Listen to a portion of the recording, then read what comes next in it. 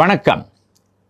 2 ஆண்டுகளாக doctor MR Gurusamy முதலியாருடைய வம்சத்தில் வந்தவங்க அரசுக்கும் கீழ்பாக் மெடிக்கல் காலேஜுக்கும் எங்கள் தாத்தாவுடைய பெயர் என்னாச்சு அப்படின்னு கேட்டு லெட்டர்லாம் எழுதி கொண்டிருக்காங்க. ஆனால் ஒரு பதிலும் கிடையாது. கீழ்பாக் மெடிக்கல் காலேஜில் பழைய கட்டடங்களில் ஒரு பிரிவு doctor MR Gurusamy Mudaliar block அப்படிங்கிற பெயரில் இருந்தது. 2 வருடங்களுக்கு முன்னாடி அந்த கட்டடம் எல்லாம் இடித்து தள்ளப்பட்டு புது கட்டடங்கள் அந்த இடத்துல பல கோடி செலவில் கட்டப்பட்டன. புதுசாக வந்த கட்டடத்தில் டாக்டர் குருசாமி முதலியாரோட பெயரையே காணும். யார் இந்த டாக்டர் குருசாமி முதலியார்?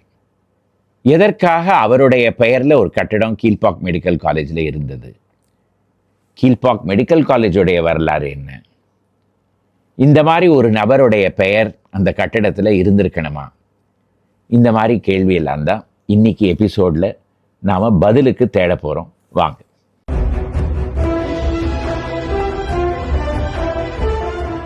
வரலாறு அப்படிங்கிறதே சின்னங்கள் மூலமாக தான் வளர்றது. வரலாறு புத்தகமே ஒரு சின்னம்தான். எப்படி ஒரு வரலாறு புத்தகத்தை எழுதுகிறோம்? பல சின்னங்கள், பல சுவடுகள், பல சான்றுகளை எடுத்து ஒரு புத்தகமாக எழுதுகிறோம். புத்தக வடிவில் கொண்டு வரோம். அதை தான் மக்கள் படிக்கிறாங்க. அதே போல் இன்றைய எபிசோடே வரலாறுலேருந்து பல சான்றுகள், சுவடுகள், சின்னங்களெல்லாம் எடுத்து கொண்டு வர்றது தான் ஒரு எபிசோடு. ஆனால் அந்த சின்னங்களெல்லாம் காணாமல் போயிடுத்துன்னா அதற்கு பிறகு என்ன வரலாறு? அதற்காக பழையதை அப்படியே வச்சு கொண்டிருக்கணுமா? அதுவும் கிடையாது. ஒரு கட்டத்தில் புதுப்பிக்க வேண்டிய ஒரு நிபந்தனை வந்துடுறது. மருத்துவமனையாக இருந்ததுன்னா அதை புதுப்பித்து கொண்டே இருக்கணும். ஏன்னா மக்கள் ஏராளமாக அந்த இடத்துல வந்துட்டே இருப்பாங்க. அவங்களுக்கு வேணுங்கிற வசதியெல்லாம் செஞ்சுட்டே தான் இருக்கணும். வரலாறு அப்படிங்கிற பேரில் பழைய கட்டடத்தையே வச்சுட்டு இருக்க முடியாது. ஆனால் அந்த மாதிரி செய்யும் பொழுது வரலாறை பாதுகாக்கலாம். பழைய கல்வெட்டுகள், பழைய சிலைகள், பழைய பெயர்கள் இதெல்லாம் அப்படியே வைத்தோம்னா அந்த இடத்தோடைய வரலாறு நமக்கு தெரிய வருது. இப்போ சமீப காலத்தில் பாருங்கள், மயிலாப்பூரில் நாகேஸ்வர ராவ் பூங்கா அப்படின்னு ஒரு இடம், அதை அரசு புதுப்பித்து கொண்டு வருகிறது. 1947 48 வருடமும் அந்த பூங்கா ஒரு குளமாக இருந்தது. அதை சுற்றி இருந்த பல பேருக்கு வசித்து வந்தவங்க பல பேருக்கு சொந்தமாக இருந்த குளமாக இருந்தது. அதாவது தனியார் கையில் இருந்த இடம். அவங்க அந்த இடத்த துர்காபாய் தேஷ்முக் அப்படிங்கிற சமூக சேவைக்கு சொன்னதுனால சென்னை மாநகராட்சிக்கு கொடுத்தாங்க. அவங்களுடைய பெயரெல்லாம் வாசலில் கல்லில் பொறிக்கப்பட்டிருந்தது. இப்போது அந்த பூங்காவை புதுப்பிக்கிறேன் அப்படின்னு சொல்லி முதல்ல அந்த கல்லெல்லாம் இடித்து தள்ளிட்டாங்க. அதெல்லாம் எங்கே இருக்குன்னு கூட யாருக்கும் தெரியல. ஆக மொத்தம் ஒரு வரலாறு சின்னம் காணாமல் போயிடுது. அடுத்ததாக வர தலைமுறைக்கு இந்த நாகேஸ்வர ராவ் பூங்காக்கு எப்படி பெயர் வந்தது? இந்த பூங்காக்கு முன்னாடி அந்த இடத்துல என்ன இருந்தது? யார் அந்த இடத்த கொடுத்தாங்க அப்படிங்கிறதெல்லாம் எப்படி தெரிய வரும்? இன்டர்நெட்டை போய் தேடா கண்டுபிடிப்பாங்க? அந்த இடத்துலே இருந்ததுன்னா அதை அப்படியே பார்த்து கண்டுபிடிப்பாங்கல்ல. அதுதான். அதே போல தான் இந்த கீழ்பாக் மருத்துவமனையில் இருந்த Gurusamy Mudaliar block, doctor MR Gurusamy Mudaliar.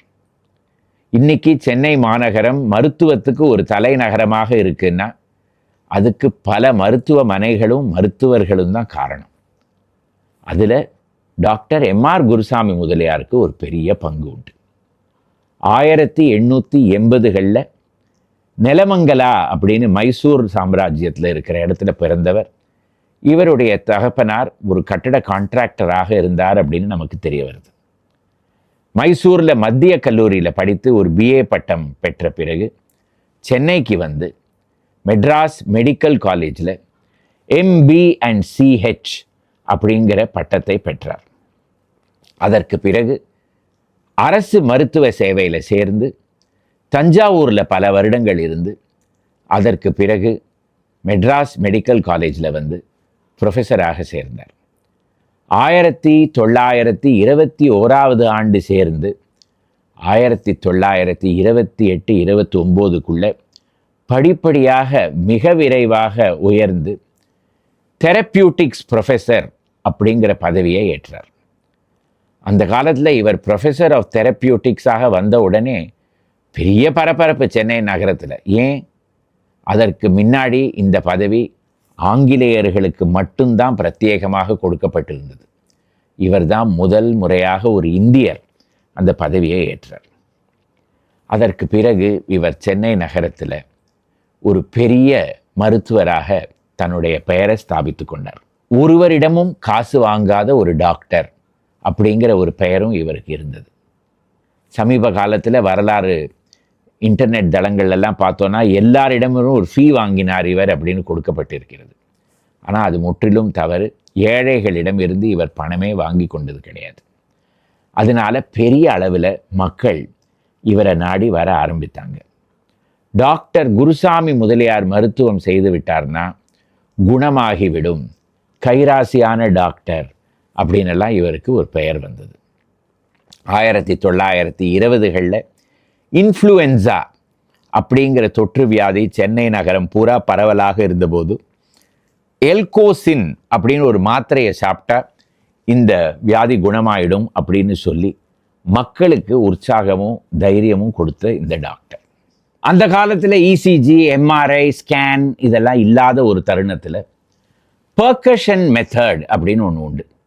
அதாவது பேஷண்ட்டோடைய முதுகுலையும் மார்பிலையும் கையை வச்சு இப்படி தட்டி தட்டி தட்டி தட்டி பார்த்து என்ன வியாதி அப்படிங்கிறத கண்டுபிடித்துருவாங்க. டாக்டர் குருசாமி முதலியார் அதில் ஒரு பெரிய நிபுணர் அப்படின்னு அவருக்கு ஒரு பெயர் உண்டு. பேஷண்ட் மேலே அப்படி கையை வைத்து கண்ணால் பார்த்து அவங்களுக்கு என்ன வியாதி, இதை எப்படி குணப்படுத்தலாம் அப்படிங்கிற முறையை இவர் மிக எளிதாக எடுத்து சொல்லிடுவார் அப்படின்னு எல்லாரும் பேசிக்கொள்வாங்க.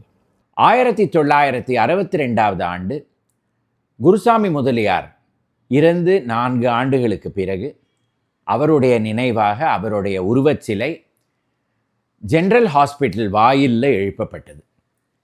இதை திறந்து வைத்தவர் அப்பொழுது சென்னை பல்கலைக்கழகத்துக்கு துணைவேந்தராக இருந்த டாக்டர் சர் ஏ லக்ஷ்மணசாமி முதலியார். இவரை போலவே சென்னை மாகாணத்தில் பிரபல மருத்துவராக இருந்த இவருடைய நெருங்கிய நண்பராக இருந்த டாக்டர் எஸ் ரங்காச்சாரி.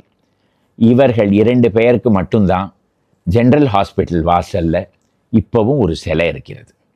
ஒரு பக்கம் டாக்டர் ரங்காச்சாரியோட சிலை, ஒரு பக்கம் டாக்டர் குருசாமி முதலியாரோட சிலை. டாக்டர் குருசாமி முதலியார் கீழ்ப்பாக்கில் பல வருடங்களுக்கு வசித்தார். அவருடைய இல்லம் அங்கே தான் இருந்தது. அவர் இல்லம் இருந்த ரோடுக்கு இப்போ குருசாமி முதலியார் ரோடு அப்படின்னு பெயர். பெரிய முருக பக்தர். ஒரு நாளைக்கு பல மணி நேரங்களுக்கு முருக பூஜை செய்வார். 1951 ஆண்டு தான் சேமித்து வைத்த பணத்தை வைத்து வட சென்னையில் ஒரு பள்ளிக்கூடத்தை ஏழை மாணவர்களுக்காக திறந்து வைத்தார். அதற்கு இப்பொழுது டாக்டர் எம்ஆர் குருசாமி முதலியார் தொண்டை மண்டல துளுவ வெள்ளாளர் ஸ்கூல் அப்படின்னு பெயர். அங்கே போய் பார்த்தோன்னா டாக்டர் முதலியாருடைய ஒரு மார்பளவு சிலையும் இருக்குது. அதே போல் அவர் பூஜை செய்து கொண்டு வந்த முருகர் படமும் அந்த பள்ளிக்கூடத்தில் தான் இருக்குது. அதற்கு நித்தியப்படி பூஜை இப்பொழுதும் நடந்து கொண்டு வருகிறது. இவருடைய பெயரில் இவர் ஆரம்பித்து வைத்த கட்டளை மூலமாக இப்பொழுது இன்னும் 2-3 பள்ளிக்கூடங்கள் வந்துவிட்டன. டாக்டர் குருசாமி முதலியாருடைய பெயரில் எதற்காக கீழ்ப்பாக் மருத்துவக் கல்லூரியில் ஒரு கட்டடம் வந்தது, அதை பார்க்க வேண்டாமா? அதற்கு முன்னாடி கீழ்ப்பாக் மருத்துவக் கல்லூரியுடைய வரலாறு என்னங்கிறத பார்க்க வேண்டாமா? 1924 ஆண்டு அலோபதியை தவிர, அதாவது யூனானி, சித்தா, ஆயுர்வேதம் இந்த மாதிரி இந்திய ரீதி மருத்துவத்துக்கு எல்லாவற்றுக்கும் ஒரு மாநாடு சென்னையில் நடந்தது.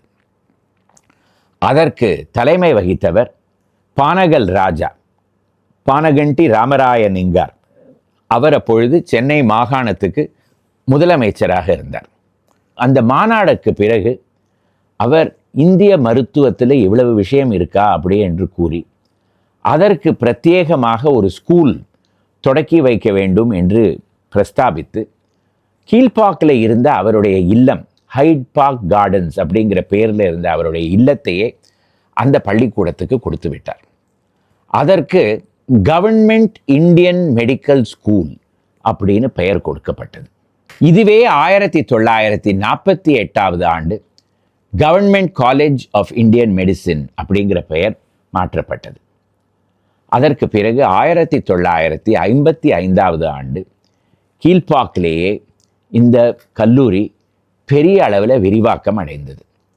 அப்பொழுது அதுக்கு புதிய முறையில் கட்டடங்கள்லாம் தேவைப்பட்டன. 1955 ஆண்டு முதலமைச்சராக இருந்த திரு கே காமராஜ் அவர்கள் இந்த கட்டடங்களை திறந்து வைத்தார்.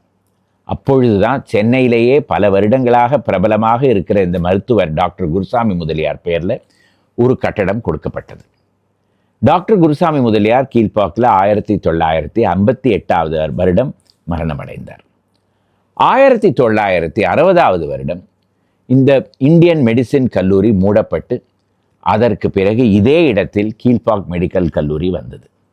அதே கட்டடங்களில் செயல்பட்டு கொண்டு வந்ததுனால doctor MR Gurusamy Mudaliar block அப்படியே இருந்தது 2021 வருடம் வரையில். அந்த வருடம் அரசு புதியதாக இந்த இடத்துல ஒரு கட்டடம் கட்ட வேண்டும் அப்படிங்கிற முடிவுக்கு வந்து பழைய கட்டடங்கள் எல்லாவற்றையும் இடித்து தள்ளி பல கோடி செலவில் புது கட்டடங்கள் எல்லாம் எழுப்பியது. 2024 வருடம் Kilpauk medical college and hospital அதோடைய புதிய கட்டடங்கள் எல்லாம் திறந்து வைக்கப்பட்டன. ஆனால் டாக்டர் குருசாமி முதலியாரோட பெயரை மட்டும் காணும்.